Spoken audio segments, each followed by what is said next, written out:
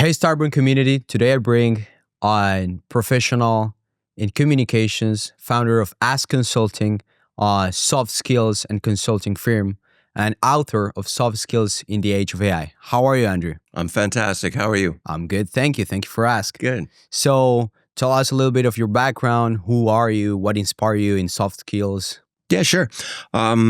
So I own a company, as you mentioned, Ask Us Consulting, and we're based out of Vancouver, BC, but we started actually in the UK 25 years That's ago. awesome. 25 years ago. That's a lot of time. Sold that business, moved to China, created it again. But what I've noticed everywhere around the world, I've had a chance to train. I've visited more than 50 countries. I've had a chance to train and develop people in 22. Wow. So what I've found training thousands of people, tens of thousands of people over the world, is that we have a challenge with soft skills. Yeah. So what I mean by soft skills are people aren't effective at communicating. They lack things like sales skills, empathy, creativity and innovation. And these are all things that we can improve if we work on them. Particularly important in the age of AI. Yeah. After all the places that you have been working, what would you say is the main problem that people have in soft skills and communication? Definitely communication. Definitely as itself. Definitely communication. Inability to write emails. So I'll give you an example. Yeah. I work as a professor, and my students will often write me, and they'll write me notes. So I had one the other day, and it said, "Good morning, professor." Good morning. Good, G-U-D. Yeah, good morning. I, lowercase I, small I, I am not able to make it to class. And I thought, okay, maybe the good morning thing was a mistake the first time. And then right underneath it said, have a good day. Okay. You know? So it's emails. Yeah. It's using the phone. It's a lot of things. Yeah, it's the daily communication, you would say. Yeah, definitely. Yeah. Okay, that's all good to know. So how do you think communication and soft skills can be doing an edge today in e-commerce, fashion brands, or even personal brands or any type of brand? Like, what's the big difference that communication is bringing to the game? It's how you get the message. Nowadays, like we have AI and ton of things that could be done by itself. What's the main point that communication is solving it, you know? Okay. I think people will always want to deal with people. So AI is fabulous, and I'm a big fan of AI. I use it constantly. But it lacks certain things. It lacks empathy. It lacks understanding of why are you buying that brand? What is it that you feel about it? What is the relationship with that brand or that particular item? So it like I said, it comes down to communication. It comes down to soft skills, but it also comes down to these subtle things that AI can't do, like how to build rapport, how to build relationships, how to, for me, I teach a lot of people how to sell. And one of the things I say is that people always talk about business to business sales. And I say, no, eye to eye, individual to individual. It's all about people. And when you realize everything is about people and not technology, that's when you can get ahead. You got to use technology. Yeah. So you would say you're a fan of this statement that says people buy to people. Of course. Yeah. Okay. People buy from people. People buy from people. Yeah. That's also true. So what would you say the big difference, not only in communication, but also in sales, are in human skills? What I mean, like, what's the big difference of a computer doing cold calling versus a person doing cold calling? I don't know if you get me. I got you. I think now, I don't know what it's going to be like in 5 years. Yeah. No one knows what it's going to be like in 5 years. But AI now is not advanced enough. So whenever I get an AI call or sales call, I know it's AI. I know it's AI, even if it's an automated voice, because of the lags. You ask it a question and then there's like a delay of 5 seconds and then it speaks, Yeah. So the human touch is critical. So you can use AI, and I encourage it to line up meetings. Yeah, sure. But a human needs to be in there building relationships. Yeah, I stand up for the same thing also because there are sort of things, as you say, empathy. Yeah. Empathy is, I would say, is the best seller. A smile and empathy is the best seller. When you understand what's the problem in the other side, you will be able to sell faster and properly, let's say. But getting more in depth of sales specific, what would you say is the most relevant skill that you need to develop in soft skills for do a better or good sales? Gotta listen. People don't listen. So there's a famous book, I don't know if you've come across it, by a guy called Dan Pink, and it's called To Sell is Human. And in that book, he talks about who is the best salesperson. Is it the introvert? Is it the extrovert? And he comes up with the conclusion that the introvert is maybe too shy to have a conversation. Okay. The extrovert is so busy talking about themselves. You want to do the next punchline. They're not listening to what you're saying. Obviously, yeah. So Pink says the ambivert is the person who like can do both. So they're listening to you, but you got to listen. What does the customer want? I gave this story earlier as a customer pitch, a potential client pitched me on a service, and they never asked me what I want the service for. So they gave me this wonderful bill, but they didn't ask me, what do you need? What exactly do you need? They just gave me a standard bill. Yeah. Well, there's no relationship there. I don't want to work with these people. I want to work with someone that wants to understand my business. Understand your problem. Yeah. Understand my business. Yeah. Understand what I want. Yeah. Yeah. So since you said that listening is a big part of sales, right? How would you say that communication and listening is also part of communication in a matter of like, in communication, you are always trying to persuade, to make someone to think as you want, how the listening thing enters and match with this idea. So it's about relationships, right? Yeah. So sales is about genuinely listening, genuinely caring, asking the right questions, replying with the right answers. So you go buy a phone here in Vancouver. You walk into the shop. What does the guy do? He says, "You're looking for a phone." "Oh, those are the most expensive ones," points you in that direction. Never asks you, what do you use the phone for? "Oh, you use it only for texting." Well, maybe you just need that phone. Okay. And that guy will sell 50 of the $500 phones as opposed to the guy who's just not listening to you and points you in that direction who sells one expensive one per day. The other guy's making more money. So you would say it's not about persuade about what's the correct or the best deal of you. It's about persuade what's the best deal for the other person. Yeah, it's about listening to what they want. They'll come back to you. I've done this so many times with my own clients. I check in with them. I say, "Did you like the training?" So I run training courses. Yeah. "Did you like that training course? What was it you liked about it?" If they come back at me and say, "Well, we did it 2 months ago. I'm not seeing the results I expected." I'll say, "Okay, are you available next Tuesday or next Thursday?" I'll look at my calendar. I'll hop in my car. And it doesn't matter if they're 500 miles away. I'll go to them and I'll fix the issue. Yeah, because I want every client happy. So about that, you would say mouth-to-mouth marketing and sales is even bigger than digital marketing. It's even bigger than ads. It's even bigger. Because let me tell you about my point of view. I think yeah. Because the same thing you said, people buy from people. So if a person said to someone, "You know what, this service is extremely good," well, I'm a little bit like a step forward to go into that deal, Definitely word of mouth, especially as it becomes more saturated now. So people are switched on to the idea that most reviews are fake. They want to hear from people. So if I'm looking for a provider of something, I'll ask someone. I'll say, "Hey, have you worked with that person? Tell me about them." I don't trust a bunch of reviews on Google that I know are possibly fake. Do you know what I mean? I want to know from people. I see. What is your experience? I see. People buy from people, and that's all we are, right? We're a network of conversations, a network. We buy from people we trust. And about going a little bit backwards to your background, you have been in this industry for 25 years. What's the most important thing that kept you in this market active? I love it. Okay. I love changing. I love when someone writes me and they say, "I took your sales course.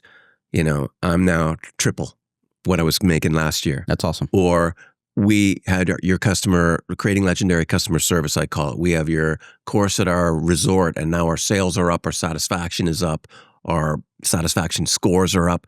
You know what I mean? Like it's making change. Yeah. And that's why I teach. A lot of people say to me, "Well, why do you teach?" There's not a lot of money in teaching. It's the satisfaction. I teach entrepreneurship. Yeah. So I got people, they're leaving my class. They're going and setting up businesses. So you're changing people's lives and it feels great. That's an important thing too. Like you are an entrepreneur and you're teaching about entrepreneurship. There's professors that are not entrepreneurs and they're teaching about entrepreneurship. That's the difference between the book and reality. Yeah. So I've read a lot. The doer and the thinker, right? Yeah. So we work with a couple of textbooks. Yeah. And I've made this comment a few times, and I don't mean to upset anybody that I work with, but I've said, I can guarantee you the guys who wrote this textbook have never run a business before because they're just talking in such a generic way. They're not talking about the fear of losing a contract. You know, I remember sitting in the UK, lying in bed. I was 32, 33 years old. I thought I was having a heart attack. Really recently, I would say, eh? 33 years old. Not bad. I like it. I like it. But I was sitting there and I was thinking, do I call 911 or what do I do here? Because I had to pay a huge amount of salary and I was owed so much money by so many people. Now, fortunately, what I've discovered in life is things always work themselves out eventually, right? That morning when I was panicking, into the door popped the check, you know, from the mailman, the post into the door popped the check. What a wonderful that allowed scene, me to pay everybody the next day. But I was sitting in bed sweating. They don't have those experiences. They have textbook experiences, and it's not reality. I'd love to see all entrepreneurship courses taught by people who have run businesses. And I'm not in any way, the theory is really great, but you got to have the experience. Yeah. How can I teach you? Okay, here's a book about riding a bicycle. Yeah, it's true. Exactly. Yeah. Until you get on the bike, you won't know what nothing in the book is relevant, right? Yeah, that's true. So you said you love this market and you love what you do, and that's why you remain like a lot of time in this. But what skill kept you in the game, active in the game, winning customers, bringing back customers? Okay, for bringing back customers, it's always checking in with them. It's a personal relationship. Okay. Too many people view business as one and done. You know, I've sold you something, that's it. That's the end of the relationship. For me, it's the beginning of the relationship. In a weird way, we talk about... I like that. We talk about... When you sell me, it's the beginning of the relation. That's good. We talk about always be closing, right? They always say always be closing. I say always be opening, always be starting to build a new relationship. So if I sell you something, and it's self-serving too. If I check in with you and I say, did you enjoy that course? If the answer is no, I come and correct it for you. And I don't worry about whatever it costs me, whatever time, I correct it. 9 out of 10 times they say, yeah, I did. We loved it. Oh, what do you do with time management? What do you do with, and I remind them again, and then I help them identify another challenge, and then I get another sale. So they're kind of like upselling their own, like by themselves. That's great. That's great. By checking in and by building relationships, you sell so much more. Okay. That's awesome. That's awesome. So what skill kept you in this game for that long? Well, my courses, the ones I teach anyway, my courses are all about, you know, presentation skills, public speaking, enthusiasm, energy, and fun. So I try and take topics that can be bland and dull and make them interesting. You know, I call it edutainment. You know, you've heard that before, I'm sure, but I want my classes and I want my courses and workshops, keynote speeches to be, first of all, funny, that's memorable. Yeah. I want people to walk away and remember me 3 or 4 months from now. Yeah. So last week I spoke at the Institute for Performance and Management in Toronto, Canada. Yeah. And someone came up to me and they said, that was great, that was fabulous, whatever. But usually that happens, but there's no follow-up after that. But I got home and I looked on LinkedIn, you know, and there was several like, this was my takeaway. This was my takeaway. This is what I learned. So you're making a difference. And I think when you're making a difference, that keeps you in the game. And one last thing, sorry. Let's do it. One last thing. You don't want to say, wow, I'm good at this. I don't want to learn anymore. So I've made thousands of presentations all over the planet, yet I still want to get better. Humble. So I ask people, how can I get better? I'll ask you when we leave here, hey, how'd that podcast go? What can I do better? Because I always want to learn. I ask my students, and I bet you there's not a teacher or a professor that does this. I say, how can I be a more effective and better teacher? Now, I'm dealing with students mostly from international places where there's like a power distance, so they feel very uncomfortable telling me this, but eventually I get feedback from them and I enact it. If they say this class was too long, you should maybe take that out. I'm learning. I want to get better. You know, the Japanese call it kaizen, continuous improvement. Yeah. I think I'm good at what I do, but I want to be the best. Yeah. And there's nothing wrong with that. Yeah. No, definitely it's not. So, you saying that basically what keep you in this is kind of like a humility, that humility of saying, I'm good, but I want to be better. Yeah. But now I'm just good because I know tomorrow I can be better. Yeah. So it's a little bit of being better every day on what you love and what you do. Do you think it's part of that the real skill that kept you in this game? Sure. Like always trying to improve. How can I evolve these courses so that they're not just another course? I see. How can I evolve this class so it's not just another class? Yeah, there's a lovely statement that I love. I love this statement. It's basically, people may forget your face, how you were dressed, what did you say, but they will never forget what you make them feel. Sure. Yeah. And it's surprising that, let's say a professor in this case is always trying to do memorable classes, because there are professors that just came into class, they do a whole speech, there's the presentation, ABC, away. They read off the slides. There you go. They read off the slides, right? And that's a bad communication skill. Terrible. Yeah. So I'm a big fan of taking a lot of instructors, professors, etc., and putting them on soft skills courses, showing them how to communicate, showing them how to be better presenters, showing them how to engage more, because that's critical. How can I learn or be excited about learning if the person who's teaching me is not excited about it? That's true. Yeah, that's true. And that's part a little bit of connecting and being like empathic with the other person. Yeah. What's your best advice for young entrepreneurs in terms of communication, soft skills, or just entrepreneurship? Like, what would you say is something that they need to do? Like, it's not negotiable. They need to do. I've got a long list. Let me give you one or two. They need to focus on the long term and not the short term. So I got people in my classes, they'll say to me, I want to start a podcast. They'll do one podcast. They don't have 1 million followers. And then they say, that's it. I've quit the podcast business. Stick to it. Yeah. Same with whatever you're doing. So let's say you're selling these coffee cups, for lack of a better example. Yeah. You're selling these coffee cups. Yeah. You go out day 1, nobody buys them. Day 2, nobody buys them. Day 3, maybe you sell 1. Day 4, it doesn't just happen all at once. Yeah. But I think even as a society, we're so impatient. We're so used to everything being instant. I look on my phone, I get what I want. I'm hungry, Uber Eats. We're just used to everything so quick that nobody wants to put in the time. Even the engagement rate, like for seeing a video, is 3 seconds now. And it used to be 12 seconds that you can have maximum concentrating at something. Nowadays, I do it myself. It's just 3 seconds. Me too. I do it myself. It's crazy. So I'm on my phone the other day, and I see there's an article that I wanted to read. It said it's going to take you 7 minutes to read this article. I was like, oh no, I'm too important. I don't have 7 minutes to read this article because I'm used to getting everything in 30-second sound bites. That's insane. So you would say basically just stick in the long term. And what would be the second advice? Okay, so have a long-term picture. Do something that you love, and forget about the money. I know that and I'm the first to say money's important, but I also realize that you got to love what you're doing. Yeah. So you love what you're doing, money becomes a byproduct. If you love what you're doing, the money will follow you. If you're a great guitar player and you're doing lessons, well, you can charge more for your lessons. The money will follow you because you got passion. People will pay for that. You're a trainer developing people. People will pay for that if you're good.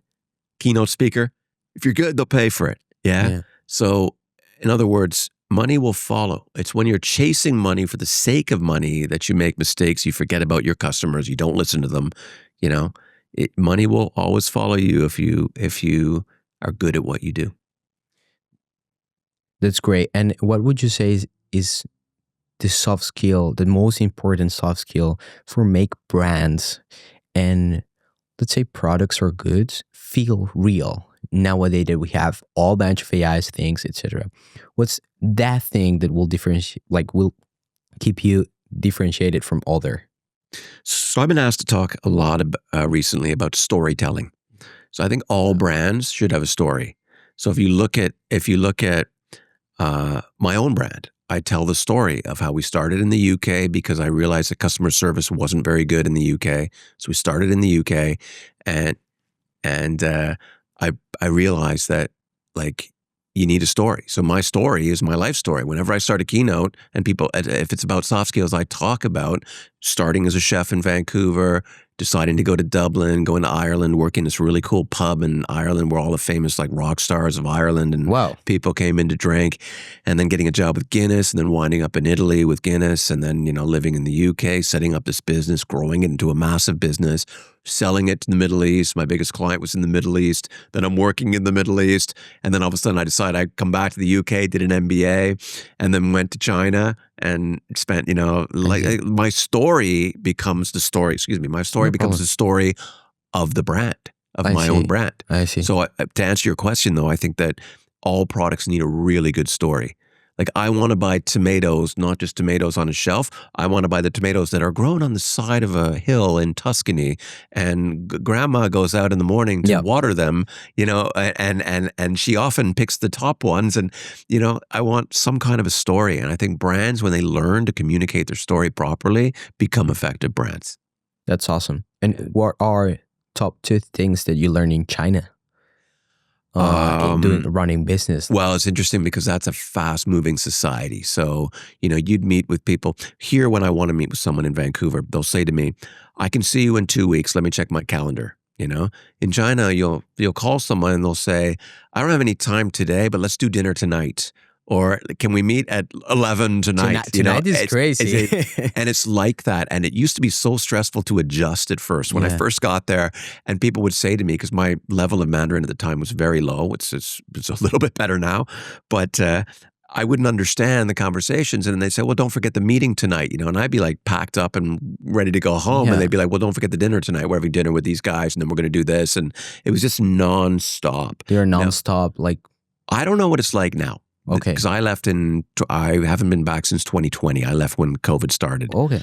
But that culture was so fast moving, and there was no such thing as a work-life balance. Like the people loved what they were doing, and it was growing so fast at the time, the GDP and everything, that everything was possible. So everyone was trying to grab a piece of the action. I see. And it was a fun time to be there. I see. So you talk about COVID. What happened to your business in COVID? How did you survive that? Oh, we didn't. I mean, my business, when it was based in China, I had so many bookings for 2020. And then all those bookings were face-to-face training. So they all disappeared. Wow. So I first hopped on a plane and went to the UK to see my daughter. And in the UK lockdown, it was really kind of funny because I went to my ex-wife's house. Now, I get along with her reasonably well. But I got caught in lockdown. I didn't want to put you in that spot. I'm sorry. I got caught in the lockdown and spent 6 months living with my ex-wife because you couldn't go to a hotel, you couldn't get a plane, you couldn't get a train. So I lived in my former house in a little village in Wales. I won't say a prisoner because we got on reasonably well, but you could feel the tension sometimes. Yeah. So I used to hide in the conservatory and read. It was great for studying and reading and catching up on things. But I came back to Vancouver because I thought, do you want to go back to China? Because they were still under heavy lockdowns and everything. And Canada, it was rooted in China. So and Canada was less, the rules were less strict. And I thought, I haven't been to Vancouver in a long time. Let's go. So I came back. I knew at the time I couldn't set up a training business again. I thought, what are you going to do? So when I was living in China, I studied Chinese entrepreneurship, got a doctorate in that because I had a ton of time to do these things on the side because I put aside a lot of time to do it. It was something I wanted. I wanted to do it. Yeah. I wanted to do it. Yeah. So I challenged myself to do that. And then, like I said, I felt like I was done in China, but there's a part of me that keeps thinking, well, maybe I'm not done in China. Maybe I'll go back there. Wow. Don't know when. Yeah. Don't know when, but I missed that. One more story. Sorry. No, let's do it. I love this. We need this. Okay. Well, I got plenty of stories and we'll be here all night. One more story. I'm going to get my shoes done in China. Like the heel came off one of my shoes. There's a guy on the side of the road, does it for you instantly. Like while you wait, we'll put a new sole on, glue it, do it properly, right? I went here to the guy who does the shoes. He said, come back in a week. Come back in a week. Yeah. You know what I mean? So you begin to miss, although I like elements of the slower lifestyle, and there's people here that probably think it's a very fast lifestyle. Yeah. But I miss that go, go, go hustle, that everybody's hustling and doing things. And I went to Vietnam for a few months before. I was going to move, open an office in Vietnam. And I went there in 2019, again, before COVID break. And we were going to move and set up an office there.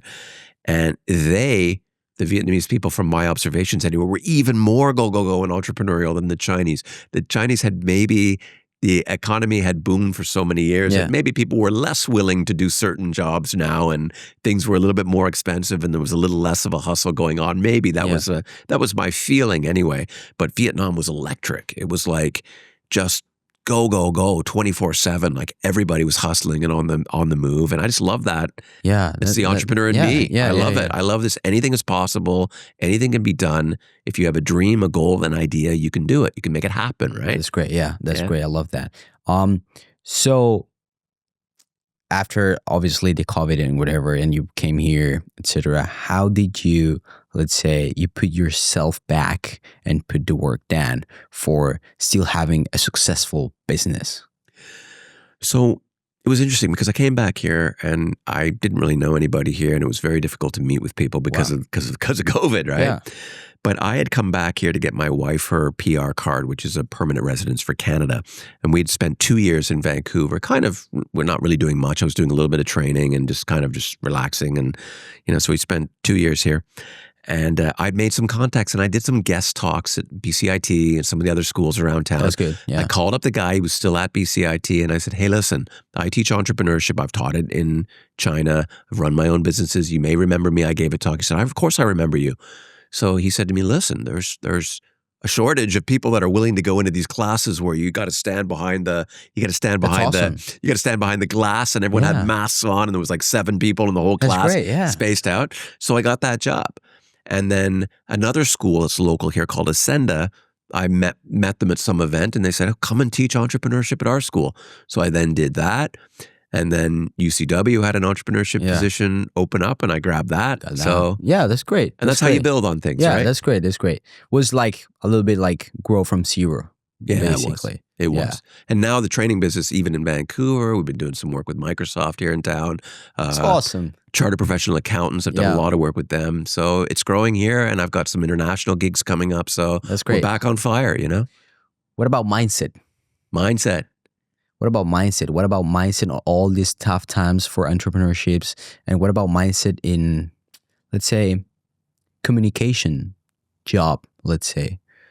Like, what's an important thing in your, would you say like it's a good core value that you had and that still remain in you that brings you to this point? To keep positive, you mean? To keep things going? I think to keep going. Maybe not always we are positive, right? Not always we'll be like, oh, it's a great day. Sometimes it's not, right? And it's part of it. I love hard days too, They're also because of something. Yeah. I'm a big believer in ritual.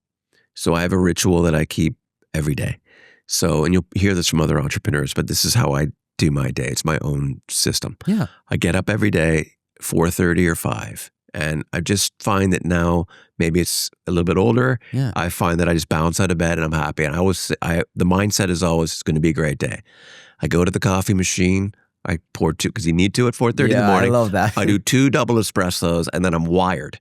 And then I do my emails, and I plot the day. What am I going to do today? What am I going to achieve? Who am I going to impact? What's going to happen? I like that. Who I'm going to impact. Yeah. That's good. And I don't necessarily know who I'm going to bump into. Yeah. But who am I going to talk to? What's going to happen? Yeah. How can I make a difference? Yeah. I see. And I mean that sincerely, because it makes me feel good. It's self-serving. Yeah. Like a lot of people say, well, I want to look after people and I actually genuinely enjoy it, and it makes me feel good. That's awesome. So it's self-serving, but if it helps others and it helps me, people great. feel genuinely act. Yeah. So that's good. So I have this routine, and then 6 o'clock, I go down to our gym in the house. So I go down to the gym. Yeah. And I do not a intense workout. I listen to nice music, and I do a nice light workout, but every day. Yeah. You know what I mean? So I'll do some walking at a slightly elevated speed, a little bit of an incline. I'll lift some light weights. Nothing intense anymore. Not like when I was younger. Yeah. I don't feel the need anymore. Yeah. But it keeps me focused, and it provides me with this phenomenal energy. That's great. All day I feel energetic. That's great. What I mean? All day. Now, if you meet me around 11 o'clock at night, I'm starting to run out of gas. Yeah, obviously. But all day I'm high energy. So people always say that you're high energy. I don't. It's just me. So I don't know. Do you think high energy open doors? Yeah, of course it does. Of course it does. More than a diploma, maybe more than certificate, more than. Well, diploma never opens a door. You open the door. Great. So, sure. I mean, when I got my MBA, MBAs were somewhat of a rare, not a rarity, they weren't at all actually, but they weren't as common as they are today. Yeah. So now, the MBA is what the bachelor's was 20 years ago, you know what I mean? So they're kind of a dime a dozen. Yeah. It's how you use that. So I believe people, if they're getting it in the corporate world, or they're going to run family business or whatever, should definitely do this. But it's what you do with it. You know what I mean? If your goal is, I want a GPA of whatever, but you're not thinking all the time, how am I going to use these skills? Yeah. And thinking afterwards, how am I going to use? The other thing is people stop learning. So you asked me again, back to the routine or the rituals. I put aside an hour a day for reading, and it's a non-negotiable. I put it into the calendar. I put everything into my calendar and then I knock them off. I'll just delete them once they're done. That's doing. And I love seeing the zero at the end, 11 o'clock at night, there's nothing there. Beginning of the day, there's like 50 items. That's great. That's great. Yeah. But I have me time where I'll sit down and I'll say, okay, it's me time now. I'm going to read, or I'm going to try and I've struggled with this one, is putting the device away. So even when I'm watching a hockey game or a sporting football game, whatever, I'm still on the damn computer, you know what I mean? Yeah. And I've got to figure out a way to do that. But I think it goes back to what we said earlier. If you love what you're doing and you're enjoying it and you're making some type of impact, no matter what it is, then you're not working. I don't view anything that I do as work. Some of my colleagues in the teaching game, I think they view it as a job. I view it as an opportunity. Yeah. It's an opportunity to impact people. And I learn a lot from my own students. They're international students. I learn about their countries, their culture, their food. I sit and eat with them. I insist on them all calling me by my name, which culturally is a little bit challenging for some of them. Yeah. But if you love what you're doing, like I said, you're not working. You're just having fun all the time. I see. And what about your family? Like, I mean, your daughter, your wife, etc. Like, how do you make time to not only be an entrepreneur, also a father, also a husband? Good question. Yeah. That's part of my routine or rituals. Is I phone my daughter. She says too much, but I phone her every morning. When I'm up, there's a time difference. She's in the UK. So usually it's the first thing I do. I have that double espresso that I mentioned. Yeah. And then I get on the phone and I call her. What's awesome. your day like? Her day's almost winding down. She's at medical school. Her day's winding down. What did you learn today? What did you do? We spend 10 or 15 minutes, and it's usually her that pulls the plug on the conversation and says, I got things to do now. Yeah. And then before she goes to bed, which is 2 o'clock our time, 10 o'clock their time, 2, maybe 3, I check in again. We talk for another 15 minutes. Wow. My wife... You stay awake until that time? Or No, 2 in the afternoon. Oh, okay. Sorry. Which is 10 their time. My wife... I practice my creating legendary customer service on her. So, and I've told her this, but I view her as a customer. Couple of reasons. Okay. One, I don't want her going. Awesome. I don't want her going to the competition. Yeah. There's other people out there she can go to. Yeah. So I want to make this customer happy. Yeah. I occasionally will put in my calendar, and I'll put in my calendar, like buy some flowers or, book a table, surprise her, So she knows that I love doing what I'm doing. We still have lots of time together in the evenings, and we talk, and and she's busy. She has her own job. She's quite a busy person. But we find time for each other. And I try and make it so we have moments of spontaneity, if you will, where there'll be some kind of like, I'll show up with some flowers at her office, and she still loves it. And there's like a sparkle in her eye, and That's great. And we've been married for 15 years, and we're she might say something different, but we seem really happy. That's good. That's good. And what about like you say like she's pretty busy and etc. But how important is your wife and how let's say her actions reflect on your daily work? I mean, like not only being a supportive person, like what's that she made that differentiate you every day ongoing? Positive, happy, impacting, and doing the work, put the work down, basically. Supporting, just being supportive. Like, asking me, how was your day? What's going on? What are you doing? What did you do today? Okay. And I ask her the same, and we're very supportive of each other. If I told her today, she said, dude, are we having dinner together? I said, no, I'm doing a podcast, but I'll be home later. I'm sorry, I'll be home later. And she said, oh, that's great. Let me know how the podcast goes. She'll be at home. She'll be totally happy to watch. She's from China. She loves watching. She loves watching her Chinese drama shows on her phone. So she's more than happy if I'm not around. But there's like a cutoff point where she'll say, hey, you weren't here all day and I didn't see you on the weekend and what's going on. So there is times when she says, hey, we need to be together. What's going on? Definitely. What's one skill from your book that you will say is the most valuable and important one in order to have e-commerce businesses or brands? The service. Okay. So the first of the 6 soft skills that I said you need in the age of AI, the first of the 6 soft skills is the creating legendary customer service. Okay. And as I explained to you, that's your family, your friends, everything in your life. Yeah, you give 100% service to everybody you encounter. So over here at UCW, I speak to the cleaners every day. Every time I see them, how's your day going? What's going on? Yeah. And people look at me and they're like, well, why are you doing that almost? And I'm like, well, why wouldn't I? Yeah. Why wouldn't I? Yeah. Because they're people and I want to interact with them and I know where they're from and we have discussions. I'm not talking deep discussions, but we have like you're checking in. Friendly conversations. That's my service that I'm delivering to them.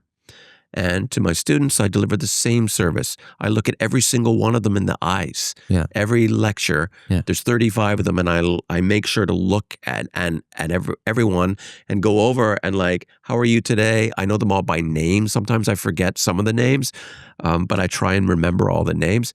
It's same with e-commerce. Same with it's when you know your customer and you take the time. That's creating legendary customer service. Knowing them. Knowing what they want, what their needs are, and going that extra mile. Yeah. Like, we sent you the wrong ones. Keep what you got. We'll send you a new one. We don't want to send you down to the post office to say it's not going to cost us that much to keep you happy. But what it will cost us is if you leave. Yeah. And if you tell other people. Lose you. If you tell other people we're no good. Yeah. Yeah. Yeah, that's super true. So,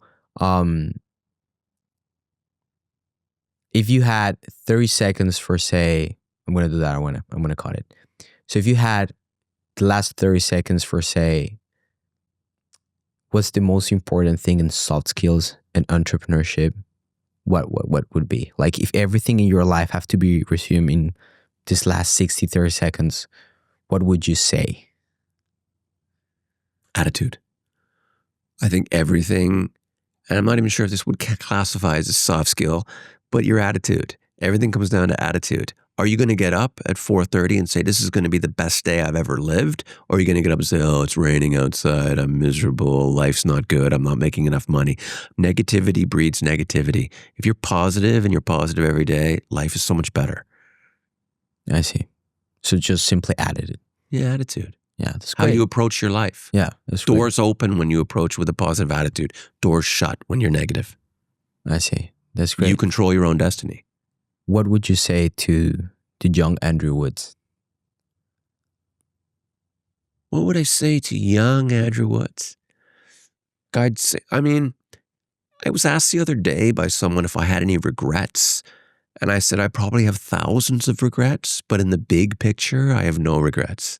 I see. So I would say, do what you did, I'm glad that young Andrew Woods didn't say, you know what, I don't want to go to Ireland. I don't want to experience something new. I don't want to go to Italy. I don't want to go to the UK. I don't want to move to China. My life completely changed by all of those moves and the people I met that are all up here, and I remember them all. That's great. Yeah. That's fantastic. Yeah. Well, thank you very much, Andrew. We would love to obviously keep in touch. Of course. Please go and check Soft Skills in the Age of AI. Great book. And yeah, thank you. Thank you for your time. Available on Amazon. Thank you, Andrew.